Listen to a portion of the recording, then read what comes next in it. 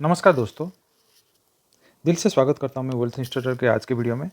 आज के वीडियो में हम टॉप म्यूचुअल फंड रिटायरमेंट के लिए क्या होना चाहिए उसके बारे में डिस्कस करेंगे।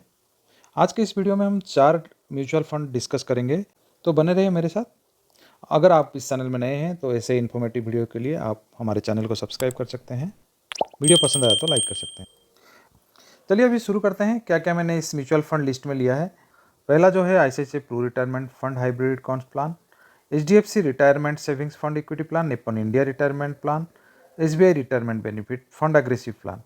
इसका जब देखेंगे आप 1 ईयर का रिटर्न, इसमें से सबसे बढ़िया यहाँ पे निप्पन इंडिया रिटायरमेंट दिया है। उसके बाद है HDFC retirement, then SBI retirement, then finally ICICI। अगर 3 ईयर का CAGR देखेंगे तो उसमें फिलहाल ऐसे ही इनका आप देखेंगे 3 ईयर CAGR में भी top performer Nippon and HDFC का है, और उसके बाद SBI का भी है, बट सबसे कम ICICI प्रू का है। और लाइफ टाइम CAGR आप देखेंगे तो 25% है SBI रिटायरमेंट का, जो कि बहुत ही ये नंबर 1 होगा इसमें लिस्ट में। देन 22.72% HDFC का है, देन उसके बाद निप्पन आता है और फाइनली ICICI प्रू आता है। अब चेक करते हैं इनका एक्सपेंस रेशियो सबसे ज़्यादा ICICI का है, और सबसे कम आप देखेंगे तो ये HDFC रिटायरमेंट का है, और उसके बाद आता है SBI का, देन निप्पन। तो इस हिसाब से आप इसमें प्लान कर सकते हैं अगर आप चाहो तो, क्योंकि जितना कम लगेगा एक्सपेंस रेशियो उतना ही अच्छा है। चारों में से किसी में भी एग्जिट लोड नहीं है, और सबसे AUM के हिसाब से देखा जाए सबसे बढ़िया है HDFC रिटायरमेंट। ग्राफ में देखा जाए तो यहाँ पे ICICI प्रू का सबसे नीचे है, और उससे सबसे ऊपर है निप्पन का, और उसके बाद आता है HDFC का। अब पहले ICICI का देख लेते हैं, इसमें एसेट एलोकेशन का कैसे हुआ है। ज़्यादातर गवर्नमेंट सिक्योरिटीज़ में है 53.42%। ये इसीलिए ही इसका सबसे फोर्थ में ये आता है, क्योंकि इसमें जो रिटर्न है वो रिटर्न इतना अच्छा नहीं है। अगर लाइफ टाइम देखा जाए तो 10% ही है, और इस यही रीज़न है कि गवर्नमेंट सिक्योरिटीज़ में ज़्यादा है, और ये ज़्यादा सिक्योर है। अगर आप इतना ज़्यादा रिस्क नहीं ले सकते, और आपका जो रिटायरमेंट फंड आप यूज कर सकते हैं, आपको ज़्यादा रिस्क लेने का नहीं है, इक्विटी में ज़्यादा एक्सपोजर नहीं चाहिए, तो ये बेस्ट फंड है। तो इस हिसाब से देखा जाए तो ज़्यादा 50% of the fund is allocated in government securities, और इक्विटी में 23.72%, डेप्ट में 12.12%, देन कमर्शियल पेपर में 5.02%, देन कैश इक्विवेलेंट 3.67%। इतना इसका तो ज़्यादातर एक्सपोजर इसका गवर्नमेंट सिक्योरिटीज़ और कॉर्पोरेट डेप्ट में है, तो ये बहुत ही ज़्यादा सिक्योर है। अब देख लेते हैं सेक्टर डिस्ट्रीब्यूशन कैसे हो रखा है। यहाँ पे गवर्नमेंट सिक्योरिटीज़ में जैसे कि मैंने कहा 53.42%, प्राइवेट बैंक में 7.44% है, कंस्ट्रक्शन इंजीनियरिंग में 5.92% है, डाइवर्सिफाइड केमिकल्स में 5.21% है, मिसलेनियस में 5.08%।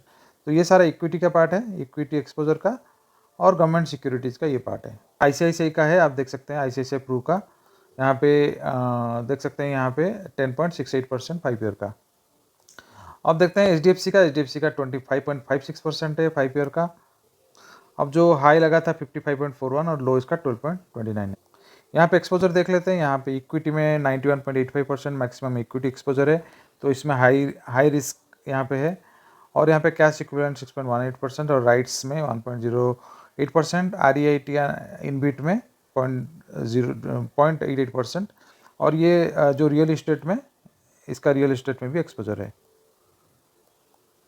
अब देखते हैं sector distribution. Sector private bank में 22.26%, फार्मा में 8.39%, IT में 6.92%, कंस्ट्रक्शन इंजीनियरिंग में 4.5%। इसीलिए इसका ज़्यादा रिटर्न है। आप देख सकते हैं डिफरेंस ICICI का 10% है और इसका 25% है। यही रीज़न है, बिकॉज ये इक्विटी में एक्सपोजर ज़्यादा है। अब नेक्स्ट चलते हैं, देखते हैं निप्पन का भी सिमिलर है। 5 ईयर में 25.39%, हाई लगा था 21.57, लो 9.74। अब एक्सपोजर दिखते हैं यहाँ पे, इक्विटी में 94.87%, ये उससे भी ज़्यादा है। HDFC भी ज़्यादा है, गवर्नमेंट सिक्योरिटीज़ में 3.74%, कैश 1.18%, कॉर्पोरेट डेप्ट में 0.22%। सो ये भी रिस्क ज़्यादा है इसमें। सेक्टर डिस्ट्रीब्यूशन देख लेते हैं। प्राइवेट बैंक में 18.12%, ऑटो में 12.11%, कंस्ट्रक्शन इंजीनियरिंग में 8.10%, मेटल्स में 7.18%, IT एंड कंसल्टिंग में 6.13%।